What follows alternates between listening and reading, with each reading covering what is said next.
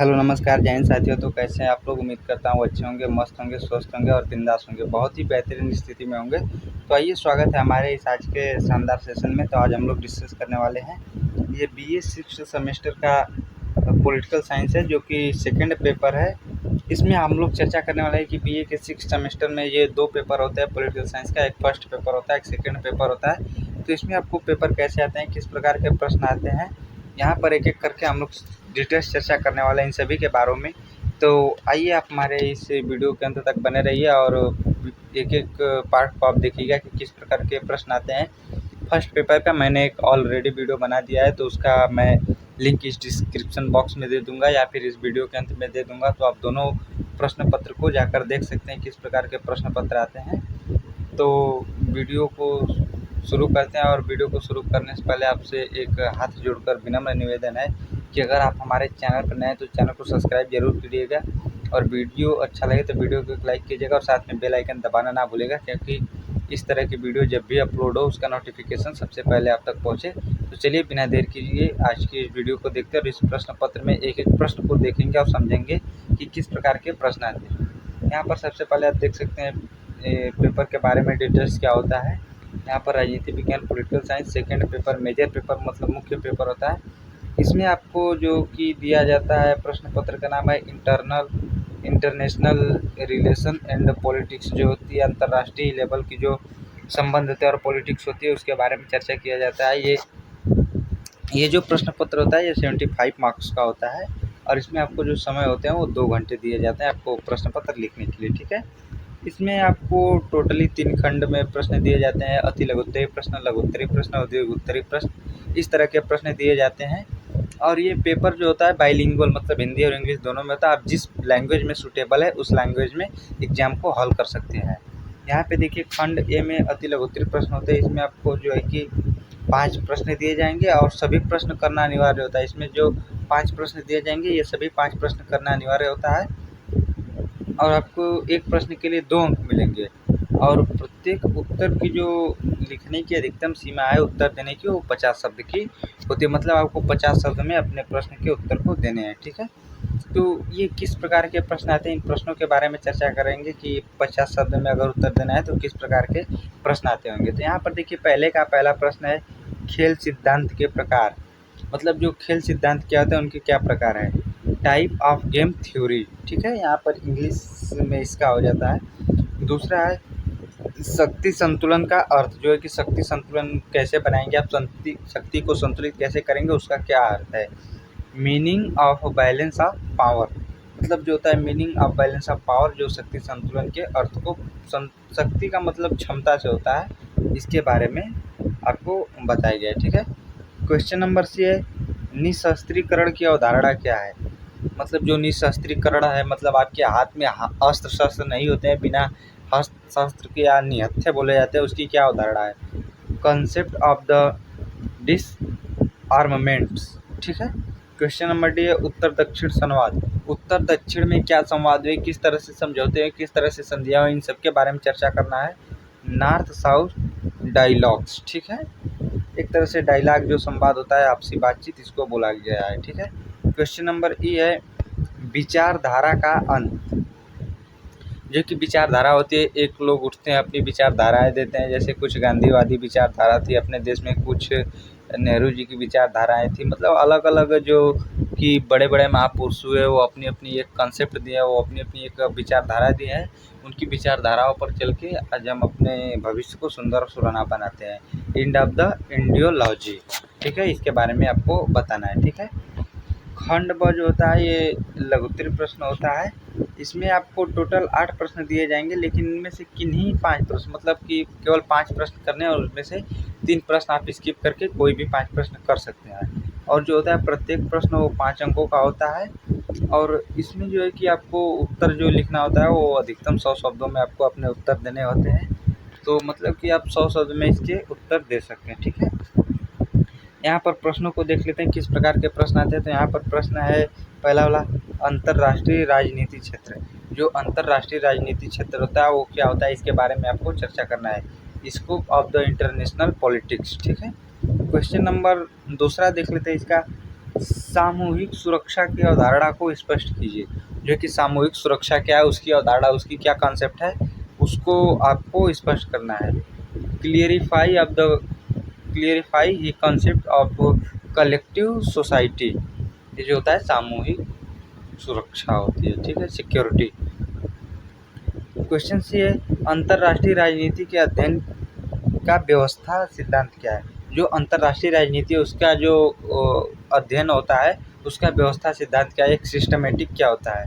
यहाँ पर दिखाया गया है इसके बारे में कि system theory of to the study of international politics, मतलब कि जो एक व्यवस्था होती है ना, किस प्रकार से क्या करना है, उन सभी चीज़ों के बारे में आपको बताना है।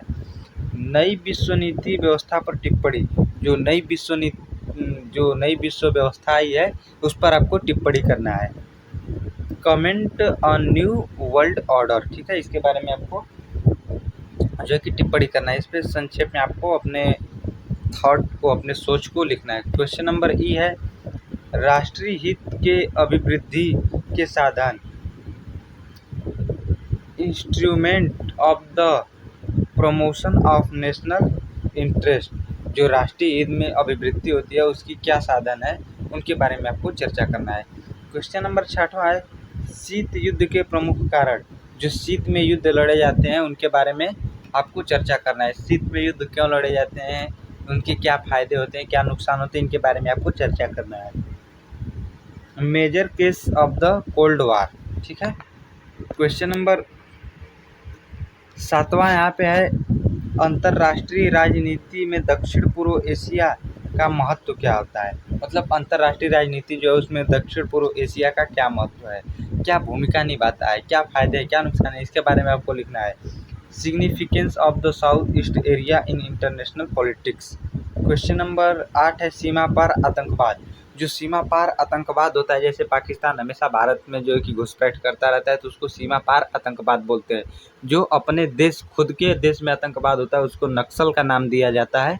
बाकी जो सीमा पार दूसरे देश या दूसरे क्षेत्र के भूभाग पर जाकर आप अटैक करते हैं तो उसको सीमा पार आतंकवाद बोला जाता है। इसमें जो है कि शांति भंग होती है, इन सब चीज़ों के बारे में लिखना है। क्रॉस बॉर्डर टेररिज्म जो है कि सीमा पार आतंकवाद हो गया, ठीक है।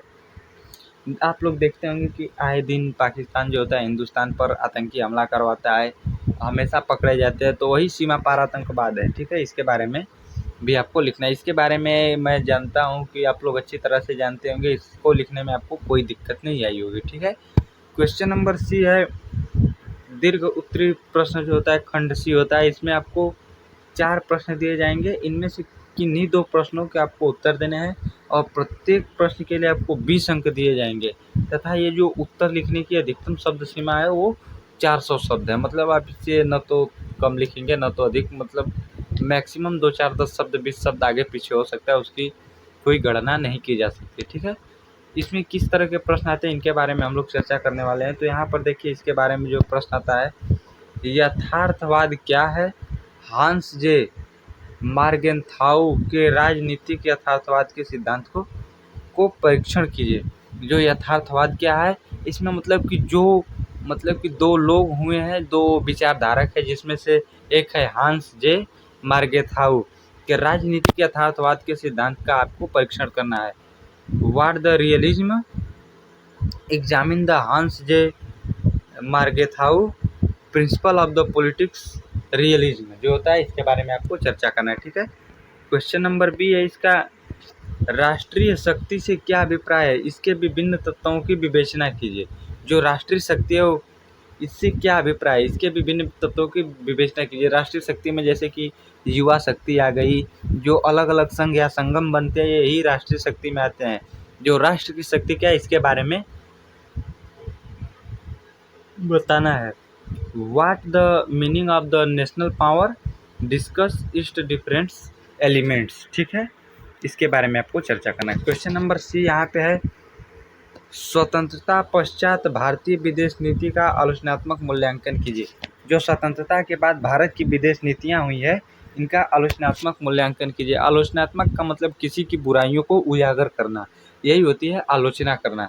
किसी की मतलब कि पहले बड़ाई करना है फिर उसकी बुराई करना, मतलब कि इसके विशेषताएं और कमियां दोनों को आपको यहाँ पे चर्चा करना है, ठीक है।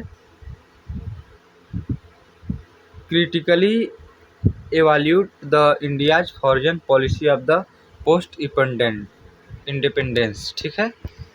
क्वेश्चन नंबर डी यहाँ पे है, वैश्वीकरण की अवधारणा को स्पष्ट कीजिए, इसके सकारात्मक तथा नकारात्मक प्रभाव का परीक्षण कीजिए। जो वैश्वीकरण की अवधारणा है इसको स्पष्ट करना है और इसके सकारात्मक और नकारात्मक प्रभाव का परीक्षण करना है। Clarify the concept of the globalization, examine its positive and negative effects.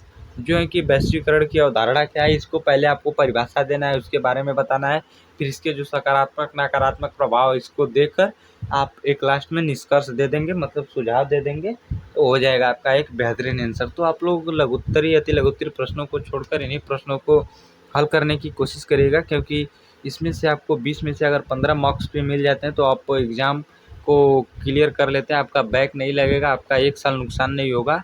बाकी आप उन प्रश्नों को कर अपने परसेंटेज को अच्छे से बना सकते हैं। तो वीडियो के अंत तक बने रहे उसका बहुत बहुत धन्यवाद। अगर आप लोग वीडियो के अंत तक बने रहे तो चैनल को सब्सक्राइब कीजिएगा और साथ में बेल आइकन को दबाना ना भूलिएगा, क्योंकि इस तरह का वीडियो जब भी अपलोड हो उसका नोटिफिकेशन सबसे पहले आप तक पहुंचे और आप इस तरह की एक भी वीडियो मिस ना कर पाए। अगर वीडियो अच्छी लगे तो एक लाइक कीजिए और कमेंट में ज़रूर बताइएगा कि वीडियो आपको कैसी लगी, और जहाँ भी वीडियो में हमें समझाने में दिक्कत हुई होगी आप वहाँ पे मैसेज कर सकते हैं, मैं आपका डाउट को क्लियर कर दूंगा। बाकी इस वीडियो को उस भाई बहन दोस्त के ग्रुप में अधिक से अधिक शेयर करिएगा जो अभी एग्ज़ाम देने वाला है, एग्ज़ाम देने से डरता है। किस प्रकार का क्वेश्चन पेपर आता है, मॉडल पेपर की तरह आप इस प्रश्न पत्र को देख सकते हैं, आप इस हिसाब से अगले एग्ज़ाम की तैयारी कर सकते हैं, ठीक है।